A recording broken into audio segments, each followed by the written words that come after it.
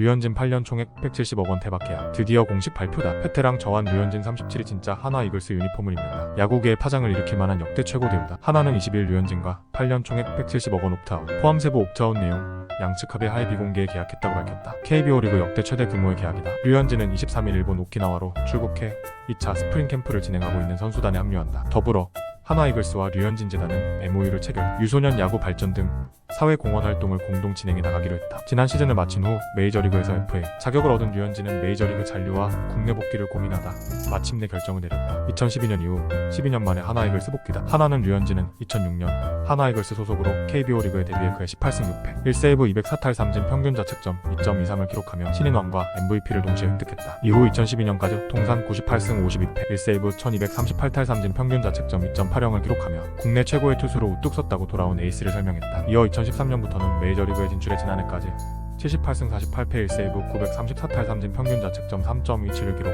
세계 최고의 무대에서도 수준급 선발 투수로 활약을 펼쳤다. 특히 2019년에는 LA 다저스 소속으로 14승 5패 163탈 3진 평균 자책점 2.32의 성적으로 내셔널리그 4위 영상 투표 2위에 오르며 최고의 시즌을 보냈다고 되돌아봤다. 류현진은 계약 후 KBO 리그 최고 대우로 돌아올 수 있게 해준 구단에 감사드린다라며 하나 이글스는 지금의 내가 있게 해준 고마운 구단이다. 메이저리그 진출 때부터 꼭 하나 이글스로 돌아와 보답하겠다고 생각했고 미국에서도 매년 하나를 지켜보며 언젠가 합류할 그날을 꿈꿨다. 그리고 지금 그 약속을 지키게 돼 기쁘다라고 말했다. 이어 전력 보강과 젊은 선수들의 성장으로 우리 팀도 충분히 좋은 성적을 낼 수 있는 전력을 갖췄다고 생각한다며 팬 여러분께 올 시즌에는 최대한 길게 야구를 보여드릴 수 있도록 동료들과 함께 열심히 뛰겠다고 각오를 다졌다. 류현진 8년 계약에 최고령 송진우 소환. 계약에 따라 류현진은 만 37세로 올 시즌을 시작해 만 44세 2031년까지 한화 이글스 선수로 출전하게 된다. 만약 류현진이 계약 기간을 모두 채우게 되면 한화 이글스 송진우가 기록한 최고령 경기 출장 기록인 43세 7개월 7일을 넘어 한국 프로야구의 새로운 기록을 갖게 된다. 류현진은 나를 믿고 좋은 대우를 해주신 만큼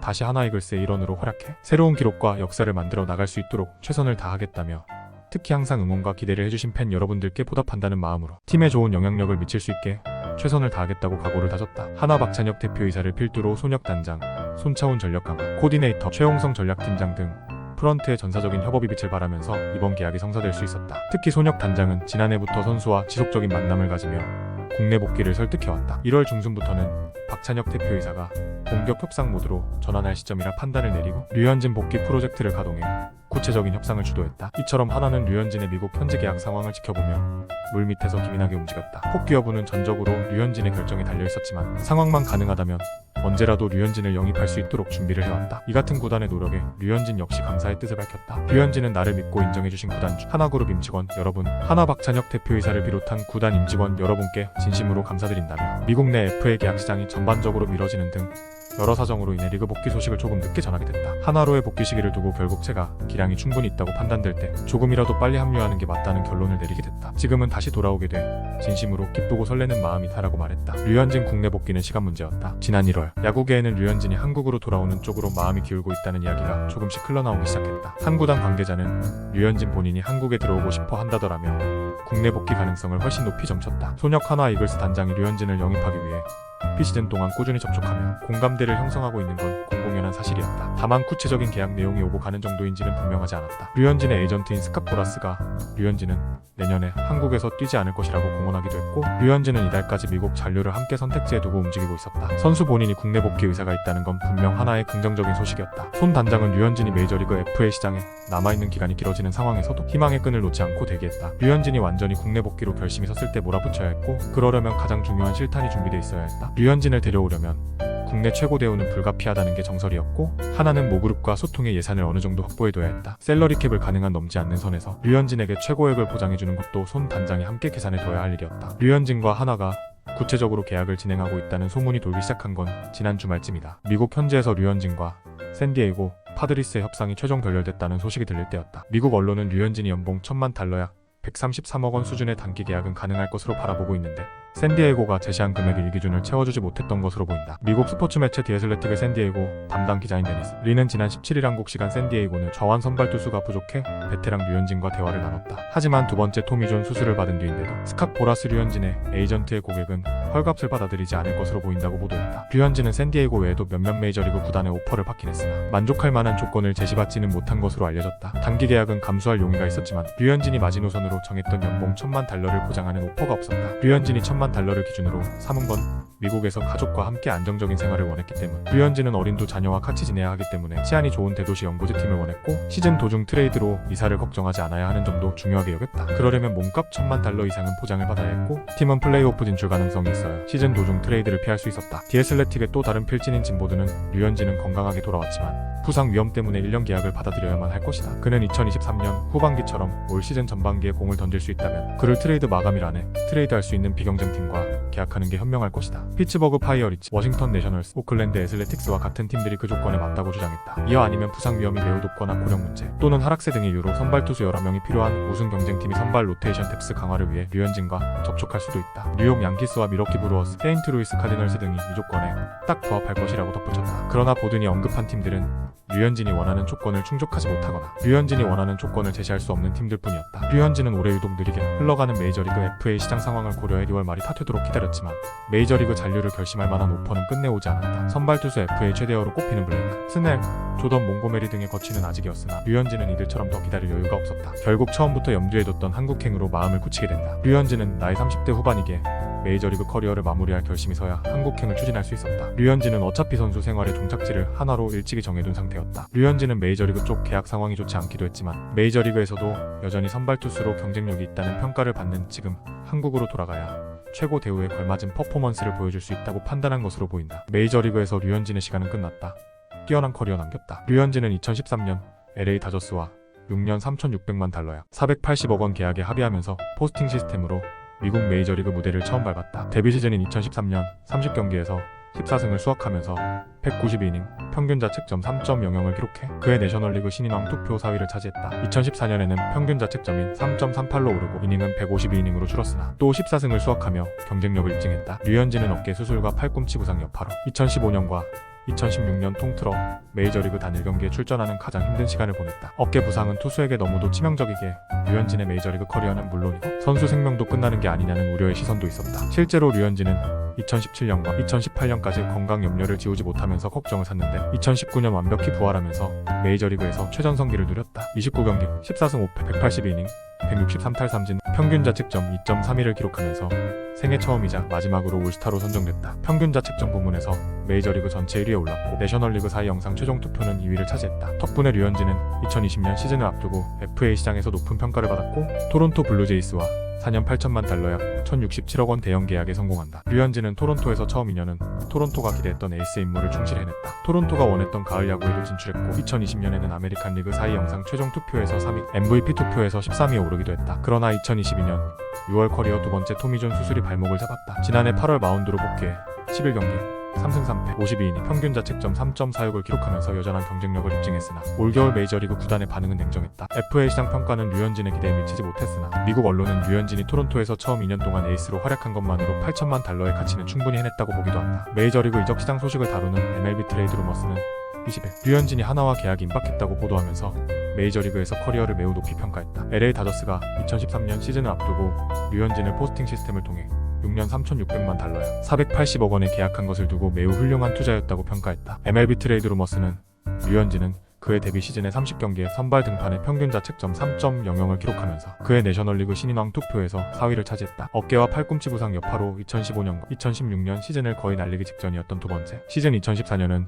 평균 자책점 3.38을 기록했다. 류현진은 2017년과 2018년 시즌에도 부상자 명단에서 시간을 보낼 때가 있었지만 건강할 때만큼은 효과적인 투구를 펼쳤다. 류현진은 2019년 182이닝을 던지면서 메이저리그 전체 1위, 성적인 평균 자책점 2.31을 기록하면서 타저스에서 마지막을 화려하게 장식했다. 그는 그의 올스타로 선정되기도 했고 내셔널리그 4위 영상 투표에서는 제이콥 디그롬의 뒤를 이어 2위에 올랐다고 호평했다. MLB 트레이드 루머스는 또 하나와 계약 내용이 사실이라면 메이저리그에서 류현진의 시간이 끝났다는 것을 의미한다고 설명했다. 류현진이 지금부터 4년만 한국에서 보내도 나이 40을 넘기기 때문에 그때 다시 메이저리그에 도전할 일은 없을 것이란 뜻이었다. 이어 류현진은 뛰어난 메이저리그 커리어를 남겼다. 류현진은 메이저리그 통산 186경기에 등판해 평균 자책점 3.27을 기록했다. 1055이닝을 던졌고 삼진 934개를 잡으면서 78승을 챙겼다. 이 차례 사이 영상 투표 최종 후보에 올랐고 2019년과 2020년에는 MVP 투표 후보에도 올랐다. 류현진은 올 시즌에 나눠 포스트 시즌 9경기에 선발 등판해 41이닝 평균 자책점 4.54를 기록했다고 덧붙이며 충분히 좋은 성적을 내고 메이저리그 커리어를 마감했다고 강조했다. 류현진의 메이저리그 잔류를 예상했던 매체는 놀라움을 표현하기도 했다. 스포츠 일러스트레이티드는 한국 미디어의 보도에 따르면 류현진과 한화의 계약은 마무리 단계이지만 구단 발표는 아직이라고 한다. 어떤 결론이 나든 류현진이 메이저리그 구단과 계약하지 않을 가능성이 매우 커졌다. 메이저리그는 분명 류현진에게 관심이 있었다. 불과 몇 주 전만 해도 류현진과 샌디에이고 파드리스가 연결돼 있다고 들었다고 보도했다. 류현진은 메이저리그에서 10년 커리어를 마감했다는 점에서 아쉬움이 남을 수는 있겠지만 부상으로 우여곡절이 있는 와중에도 코리안 몬스터의 가치를 충분히 입증했다. 스트라이크 존을 갖고 노는 제구력, 칩과 체인지업, 커터, 커브 등 다양한 구종으로 타자의 타이밍을 뺏는 능력을 충분히 보여줬다. 미국 언론이 류현진의 지난 10년의 박수를 보내는 이유다. 2006년 KBO를 뒤흔든 괴물, 한화 1선발 류현진이 돌아온다. 데뷔 시즌부터 KBO를 뒤흔들었던 괴물, 한화 1선발이 돌아온다. 류현진은 동산고를 졸업하고 2006년 신인 드래프트 2차 1라운드 2순위로 한화에 입단했을 때부터 한국 프로야구의 돌풍을 일으켰다. 데뷔 시즌이었던 2006년 30경기 18승 6패 201인 204탈 3진 평균 자책점 2.23을 기록하며 신인왕과 MVP를 동시에 석권하는 기염을 토했다. 신인왕이 MVP까지 차지하는 건 한국 프로야구 역사상 최초였고 지금도 류현진이 유일한 사례로 남아있다. 앞으로도 이 기록은 깨지기 매우 어려울 전망이다. 류현진은 2012년까지 한화의 에이스로 활약하면서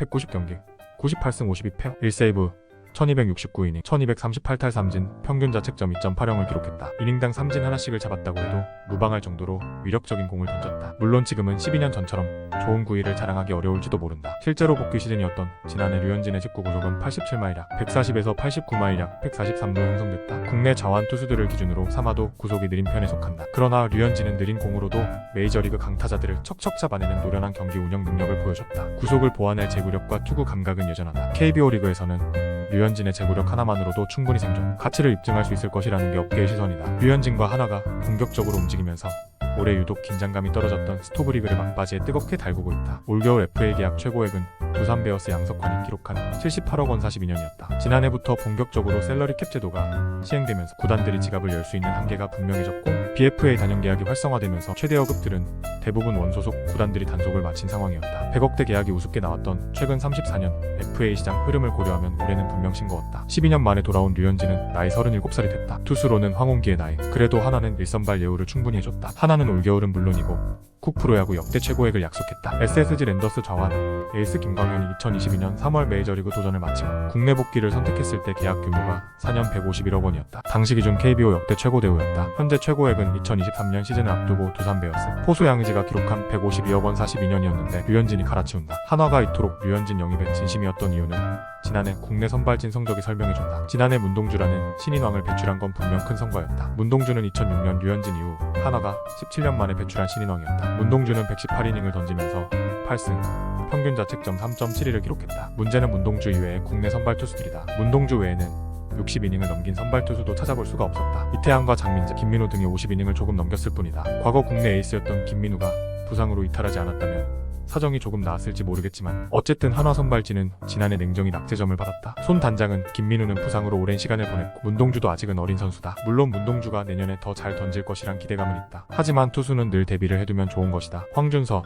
장민재, 남지민, 김기중 이런 선수들도 선발 경쟁을 한다며 선발 보강에 욕심을 보였다. 손 단장은 류현진이 합류했을 때 젊은 선발 투수들과 시너지 효과를 기대했다. 하나는 문동주를 비롯해 김기중, 남지민, 한승주, 황준서 등 잠재력이 뛰어난 연권을 대거 모았다는 자신감이 있었다. 다만 이 선수들은 프로 무대에서 성장할 시간이 필요했고 그 시간을 벌어주는 우산이 될 베테랑이 필요했다. 손 단장은 그 임무를 할 수 있는 적임자가 류현진이라고 바라봤다. 한화는 전설적인 에이스를 모시기 위해 발빠르게 움직였다. 손 단장은 호주 멜버른 1차 스프링 캠프 훈련지에서 예정했던 일정보다 일찍 한국에 귀국하고 다음 일정까지 조정하면서 류현진과 협상을 위한 시간을 뺐다. 하나는 20일 KBO를 통해 메이저리그 사무국의 신분 조회를 요청했고 류현진은 FA 신분이라는 회신까지 받았다. KBO로부터 류현진의 이미지 선수 신분 해제 요청이 마지막 관문으로 남아 20일 발표 계획은 무산됐다. 류현진이 메이저리그에 진출할 당시 하나는 포스팅 규정에 따라 보류권을 가지고 류현진을 이미지 선수 신분으로 올려놨다. 하나는 류현진의 이미지 선수 신분 해제를 KBO에 요청했고 21일 승인이 떨어졌다. 류현진은 메이저리그에서는 FA 신분이었지만 KBO에서는 아니다. 포스팅 시스템 규정에 따라